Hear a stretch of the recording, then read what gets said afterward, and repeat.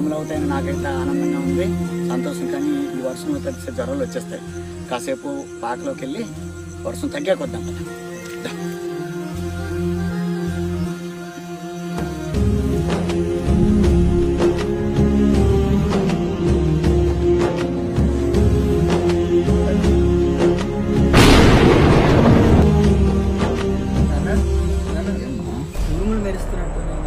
పిడుగు పడినట్టుంది. వర్షాకాలంలో మామూలుగా అవి పడుతూ ఉంటాయి. పడుకో నువ్వు.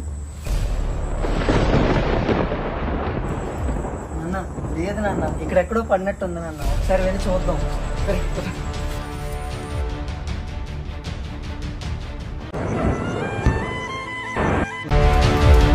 ఏమైందో ఏంటో పొలం దగ్గర.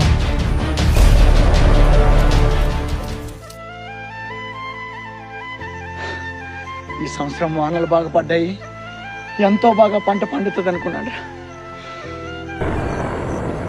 కానీ ఎవరు మాత్రం ఏం చేయగలం, ఈ పిడుగు వల్ల మొత్తం నాశనం అయిపోయింది అనుకున్నాను. నేను కూడా ఈసారి పంటలు బాగా పండుతాయి, వర్షాలు బాగా పడ్డాయి అనుకున్నాను. కానీ ఎవరు మాత్రం ఏం చేయగలం.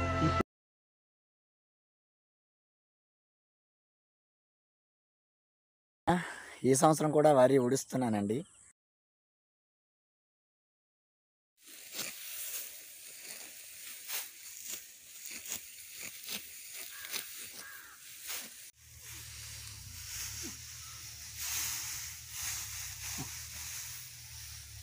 నా పేరు కాండ్రేగులేశ్వరరావు అండి.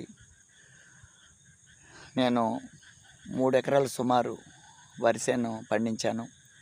వరిసేను కంప్లీట్గా మొన్న వచ్చిన తుఫాను వర్షానికి కంప్లీట్గా ఇవ్వండి మొత్తం పొలం అంతా అలా మొత్తం మునిగిపోయి ఇలా 2 సార్లు దెబ్బతినేసాను.